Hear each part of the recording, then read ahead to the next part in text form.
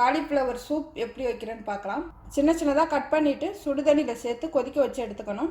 இந்த பூ வந்து ஒரு 1/4 கிலோவுக்கு மேலே இருக்குது. பெரிய வெங்காயம் 1, தக்காளி 2, பச்சை மிளகாய் காரத்துக்கு தேவையான அளவு சேர்த்துக்கலாம். நான் 5 பச்சை மிளகாய் எடுத்திருக்கேன். 4-5 பல் பூண்டு, கருவேப்பிலை கொஞ்சம், பாசிப்பருப்பு 100 கிராமுக்கு கொஞ்சம் கம்மியாக எடுத்திருக்கேன். சூப் வந்து நல்லா கெட்டியாக வேணால் 100 கிராம் அளவு சேர்த்துக்கலாம், இல்லைன்னா கம்மியாக சேர்த்துக்கலாம். மஞ்சள் தூள் 1/2 டீஸ்பூன், தாளிக்க பட்டை, இலை, சோம்பு, இது கூட ஒரு 4-5 மிளகு 4-5 சீரகம் சேர்த்து தாளிச்சுக்கணும். உங்களுக்கு வேணால் சீரகம் மிளகாய் பொடி செஞ்சுட்டு இறக்க போயில சேர்த்து இறக்கலாம், சுவை அதிகமாக இருக்கும். தேவையான அளவு நல்லெண்ணெய், தேவையான அளவு உப்பு, இந்த மாதிரி கட் பண்ணி எடுத்துருக்கேன். பூ வந்து 1/4 கிலோ அளவு இருக்கணும்னு அவசியம் இல்லை, கம்மியான பூ இருந்தாலே செய்யலாம். ஒரு பாதி பூ வச்சுட்டே செய்யலாம் இந்த சூப்பு. இந்த பூ வந்து ஒரு 100 கிராம் இருந்தாலே இந்த சூப்பு வைக்கலாம். பூ வந்து ஒரு பாத்திரத்தில் சேர்த்துருக்கேன். கொஞ்சமாக மஞ்சள் தூள், கொஞ்சமாக உப்பு சேர்த்து கொதிக்க விட்றேன். இப்போ நறுக்கி எடுத்து வச்சுருக்கேன். இந்த குக்கரில் சேர்த்து வேக வச்சிடலாம். இப்போ பருப்பு குக்கரில் அலசி எடுத்துருக்கேன்.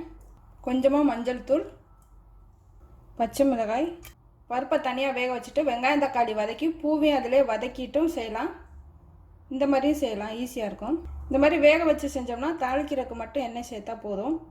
வெங்காயம் தக்காளி வதக்கி செஞ்சோம்னா கொஞ்சம் எண்ணெய் வந்து அதிகமாக சேர்க்கணும்.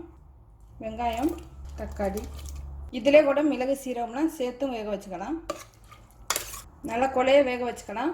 நல்லா வெந்ததுக்கப்புறம் தண்ணி நிறைய சேர்த்துக்கணும். இப்போ கம்மியான தண்ணியில் வேக வச்சா போதும், இல்லைன்னா பிசிறி அடிக்கும். பூண்டை நல்லா அலசிட்டு தோலோடு சேர்த்து நச்சு எடுத்துக்கணும். நல்லா கொதிச்சிருச்சு, வடிகட்டி எடுத்துக்கணும். நல்லா கொலைய வெந்துருச்சு. சூப் தாளிக்க தேவையான அளவு ஒரு பாத்திரம் வச்சுக்கணும். பாத்திரம் நல்லா காஞ்சதும் நல்லெண்ணெய்,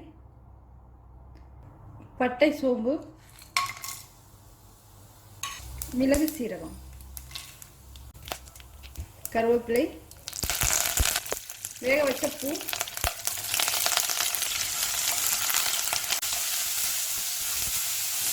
பூ வந்து ஒரு கொதிச்சோன்னே எடுத்துடணும். ரொம்ப நேரம் கொதிக்க விடக்கூடாது. அதில் உள்ள அந்த பூச்சி இதெல்லாம் போடுறதுக்காக தான் கொதிக்க வச்சு எடுத்துக்கிறோம். தோலெல்லாம் எடுத்துட்டு பூண்டையும் சேர்த்து வதக்கிக்கலாம். பூண்டு, தேவையான அளவு உப்பு,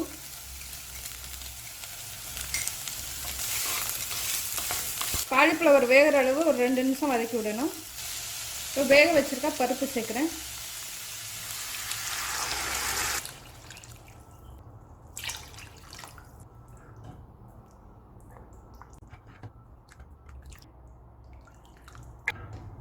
பருப்பு வேக வச்ச தண்ணி எல்லாம் சேர்த்து ஒரு 6 டம்ளர் அளவு தண்ணி சேர்த்துருக்கேன். இப்போ கொதிக்க விடணும்.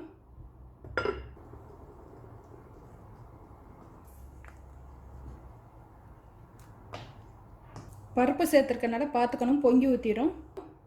உப்பு சேர்கிற அளவு கொதிக்க விட்டால் போதும். மிளகு சீரகம் வேணால் முணுக்கி சேர்த்துக்கோங்க, நல்ல சுவை அதிகமாக இருக்கும். நான் வந்து மிளகு சீரக பொடி வறுத்தது கொஞ்சம் இருக்குது, சேர்த்துக்கிறேன். ஒரு 1/2 டீஸ்பூன் அளவு சேர்க்குறேன். இது வேணுன்னா சேர்த்துக்கலாம், இது சேர்க்காமே நல்லாயிருக்கும். இப்போ அடுப்பு ஆஃப் பண்ணிடுறேன். இப்போ காலிஃப்ளவர் சூப் ரெடி ஆகிடுச்சு. அப்பப்போ அது வந்து மேலே தெளிஞ்சு நிற்கும். இந்த மாதிரி நம்ம இருக்கையில் நல்லா கலந்து விட்டு எடுக்கணும், இல்லைன்னா அடியில் வந்து நிறைய கெட்டி ஆயிரும். இது சாதத்தில் சேர்த்து சாப்பிட சுவையாக இருக்கும். ரசம் மாதிரி நிறைய சேர்த்து சாப்பிடணும். இதை வந்து தனியாக அப்படியே சூப்பாகவும் சாப்பிடலாம். நன்றி.